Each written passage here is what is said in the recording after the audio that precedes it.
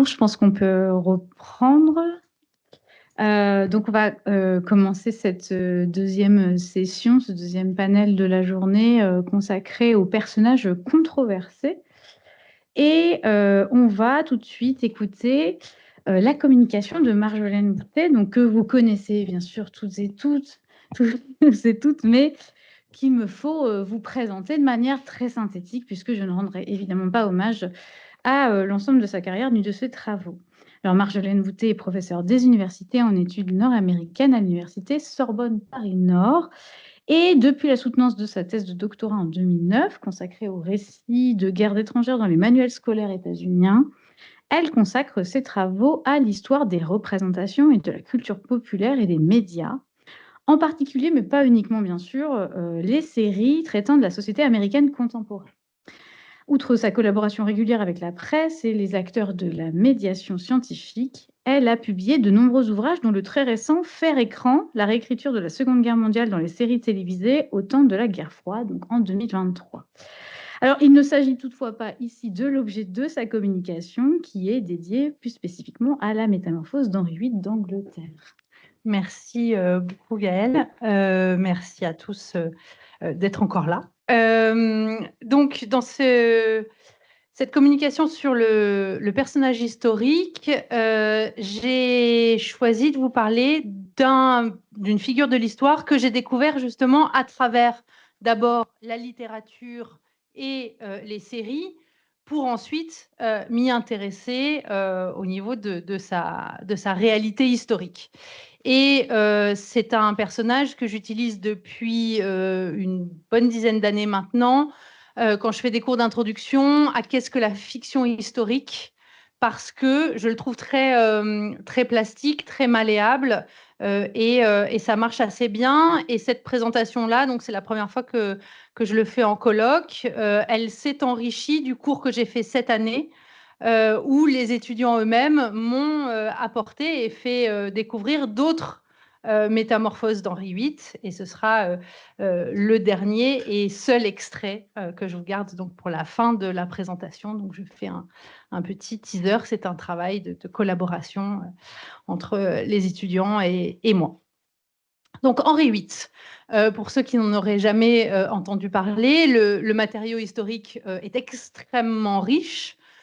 Je vais résumer à grands traits. C'est un donc, roi d'Angleterre, contemporain de François Ier et Charles Quint, donc qui correspond à ce moment où les États européens deviennent modernes, c'est-à-dire où aussi les structures bureaucratiques, étatiques des États se mettent en place et où on sort de la féodalité.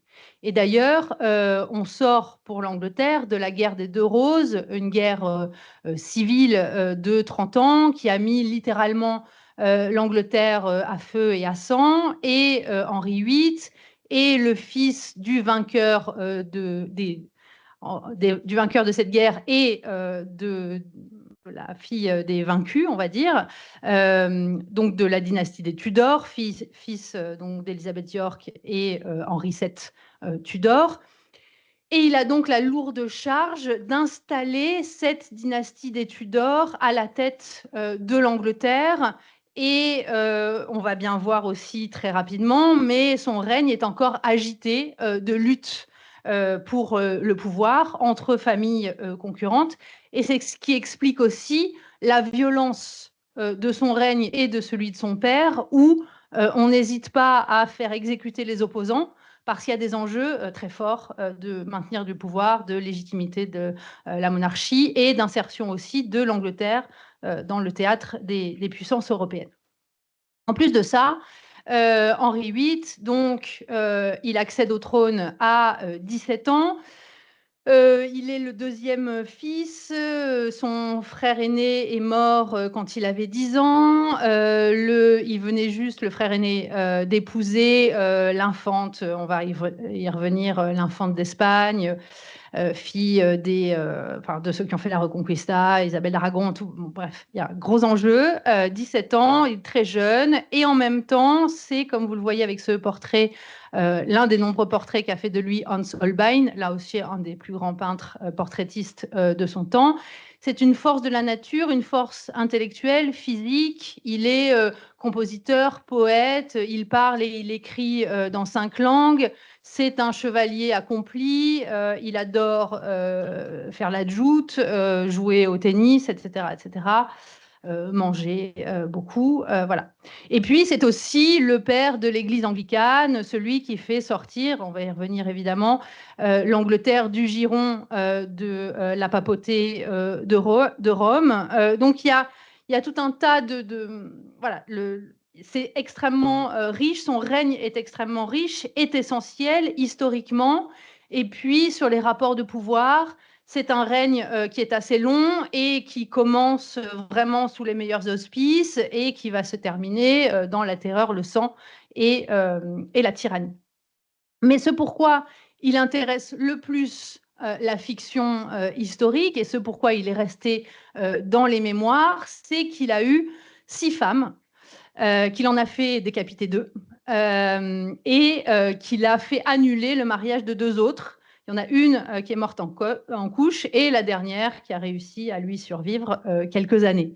Donc évidemment, c'est cette chose-là qui va créer tout un matériau historique dont je vais vous parler en me concentrant plus spécifiquement donc sur Henri VIII en tant que personnage et en tant aussi qu'incarnation du patriarcat, puisque nous sommes en 2025.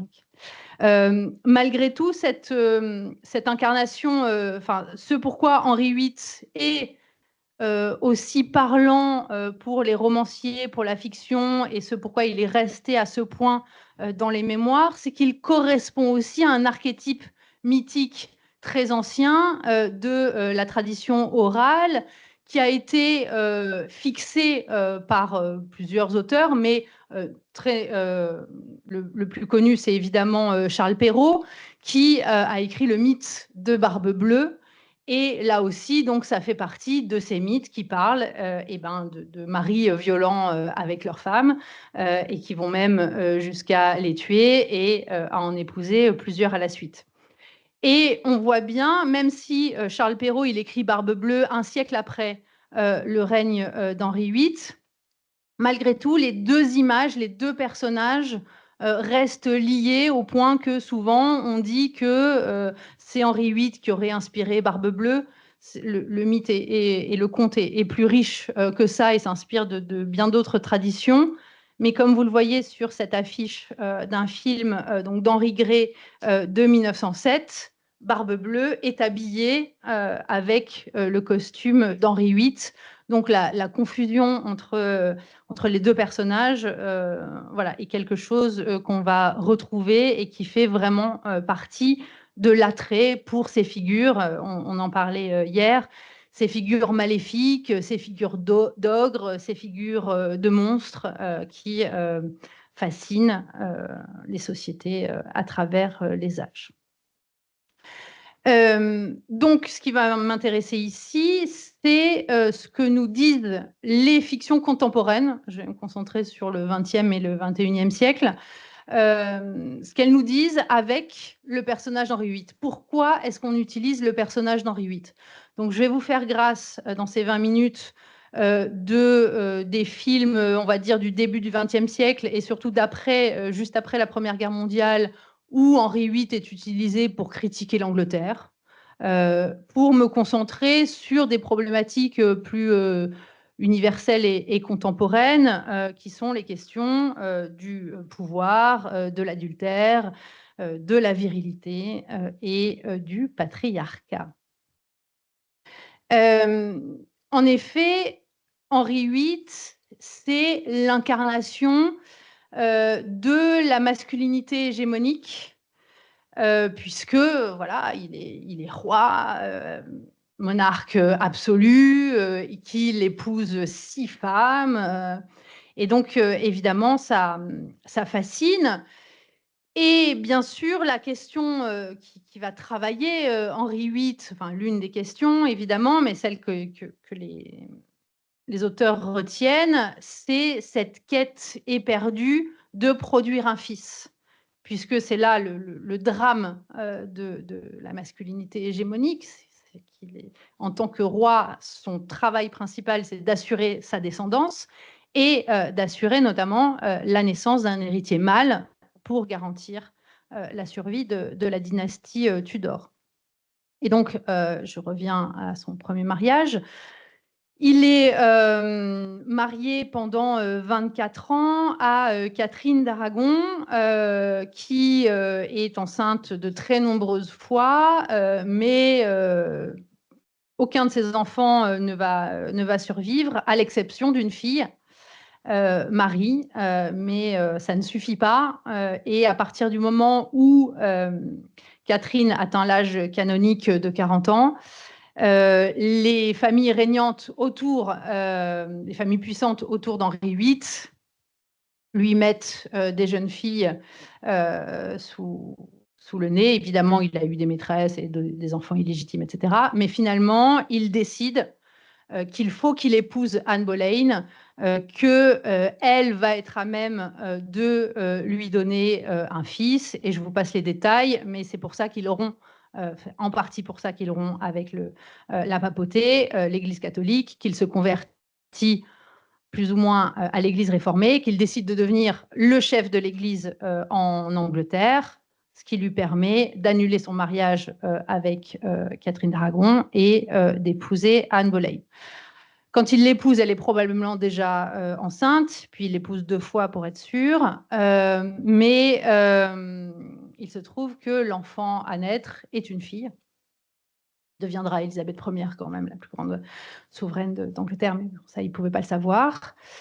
Et après une deuxième fausse couche d'Anne, il décide de la faire accuser de traîtrise et de la décapiter en 1536 pour épouser littéralement quelques semaines plus tard une concurrente, voilà, une jeune femme issue d'une famille concurrente, Jane Seymour, que là aussi, il met enceinte un peu moins vite que Anne Boleyn, mais qui lui donnera enfin un fils, sauf que le prix à payer pour ce fils, c'est que Jane va mourir en couche.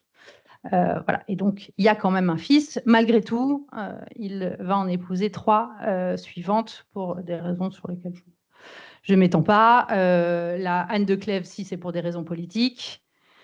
Catherine Howard, c'est parce qu'elle est très jeune et très jolie. Elle est décapitée quasiment dans la foulée aussi. Et enfin, Catherine Parr, qui arrive à lui survivre. Comment est-ce que c'est montré dans la fiction? Dans un film canonique de 1933, donc, qui s'intitule La vie privée d'Henri VIII, d'Henri Cordat, où Henri VIII est joué par Charles Laughton, parce que là aussi, ce qui fascine dans le personnage d'Henri VIII, c'est qu'en 1536, donc l'année où il fait décapiter sa deuxième femme, il est victime d'un accident de joute. Et à partir de 1536, il a une plaie à la jambe qui n'arrivera jamais à guérir. Et donc, il vit dans la douleur et les gens ont interprété, enfin, voilà, cette douleur permanente comme une des raisons pour lesquelles il glisse assez rapidement, finalement, dans la tyrannie, parce qu'il fait décapiter 2 de ses femmes, mais aussi une demi-douzaine de ses conseillers et des dizaines de milliers, dit la légende, d'opposants politiques à des titres divers, mais probablement des milliers. Dans ce film de 1933, Henri est montré plutôt comme un grand naïf, parce que Charles Laughton est ça correspond à ces types qui héritaient du cinéma muet.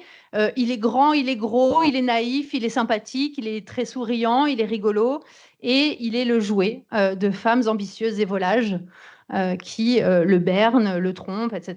Et donc, s'il les tue, c'est pas vraiment de sa faute. On retrouve cette idée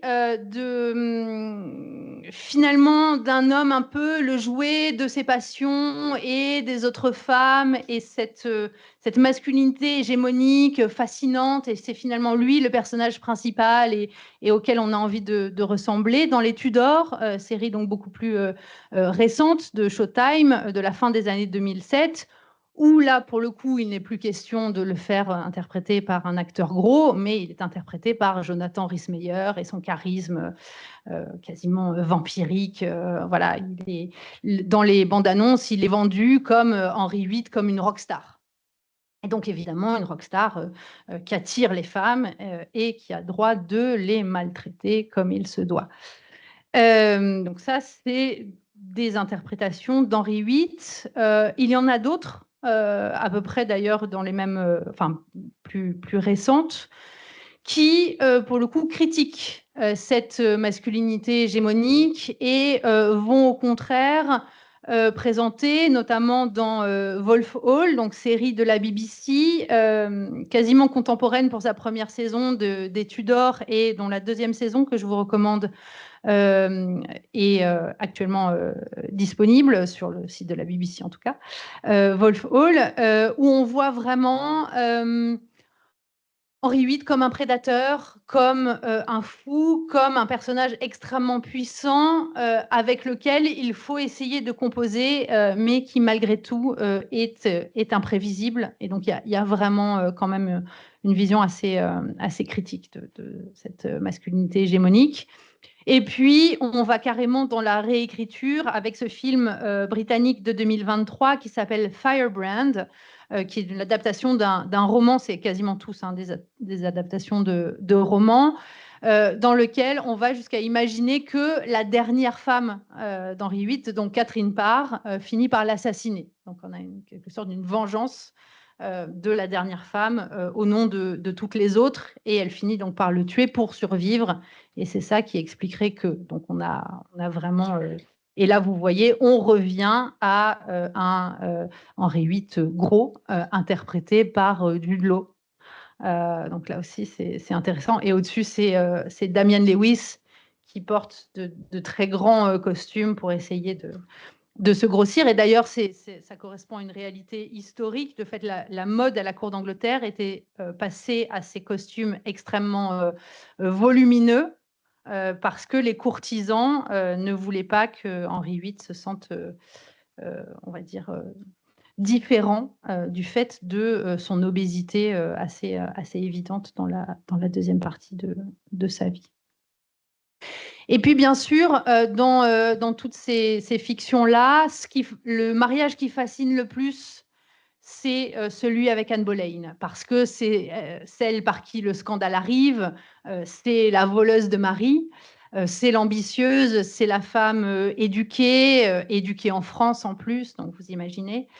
Et c'est ce qu'on retrouve notamment dans Anne des 1000 jours, c'est la traduction française, film là aussi britannique de 1969, où c'est Richard Burton qui interprète Henri VIII, et Anne Boleyn est jouée par une jeune actrice canadienne francophone, Geneviève Bujold, voilà, et qui est vraiment décrit, c'est ce type d'actrice à la Nathalie Wood, ces petites brunettes très vives, et voilà, qui fait tourner la tête du pauvre Henri, voilà, qui en sera très malheureux, parce que bien évidemment, quand il la tue, c'est lui qui souffre. Et on retrouve un peu ce personnage d'Anne Boleyn décrite comme ambitieuse, intelligente et donc pas fiable pour ça, dans The Other Boleyn Girl, donc film de 2008, où donc c'est Nathalie Portman qui interprète Anne Boleyn, et Scarlett Johansson qui interprète sa sœur Mary Boleyn, qui était maîtresse d'Henri VIII avant qu'il n'épouse sa sœur. Et voilà, et donc il y a la blonde, la brune, et on retrouve des stéréotypes assez classiques et critiques d'Anne, qui finalement a causé sa propre perte en étant trop ambitieuse et en désirant le pouvoir, ce qui ne se fait pas quand on est une femme. malgré tout, quand même, il y a MeToo qui arrive et évidemment, la fiction change de focale et la focale se tourne de plus en plus vers les femmes d'Henri VIII. Et donc, d'abord, ça commence dès 1970 avec une série de la BBC qui s'appelle Les 6 femmes d'Henri VIII, où là, pour le coup, c'est 6 épisodes où chacune des femmes raconte son histoire de son point de vue. Énorme succès, à tel point qu'on va faire une adaptation cinématographique où là, c'est un film et c'est Henri qui raconte l'histoire de ces femmes, parce que bon, quand même, on est dans les années 70. Et puis, plus récemment, The Spanish Princess, où alors là, vous voyez, l'image dit tout. Donc là, c'est Catherine d'Aragon, qui est montrée comme la femme guerrière, enceinte, qui porte l'armure, qui va gagner, etc. Et Henri VIII est un bellâtre qui est là pour l'amuser. Et au théâtre, il y a une adaptation assez intéressante aussi d'Howard Brenton qui s'appelle Anne Boleyn et qui met en valeur là le rôle politique et religieux d'Anne Boleyn. C'est vraiment elle qui est centrale et vous la voyez dans la scène finale qui marque les esprits où Anne Boleyn discute avec sa tête décapitée de son influence et son rôle dans l'histoire de l'Angleterre et comment est-ce qu'elle a été passée sous le silence au profit d'Henri VIII et que finalement c'est vraiment elle la fondatrice de l'Église anglicane, donc avec la question de la place des femmes dans l'Église. Et puis je terminerai, puisque j'arrive au bout de mes 20 minutes, par l'extrait que je vous ai promis d'une comédie musicale qui s'appelle Six, comme les 6 femmes d'Henri VIII, où là, Henri VIII n'existe plus du tout.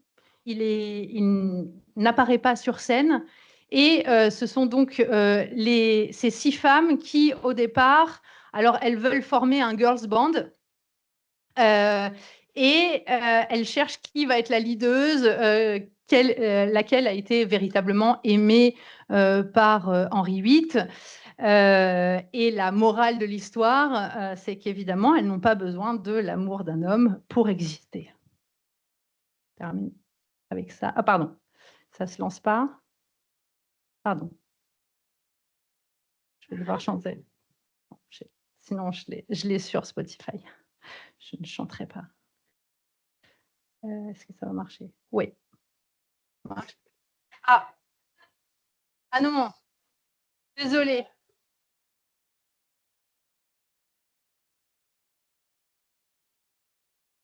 YouTube. On en a combien 5. Non, et on va ignorer. Voilà.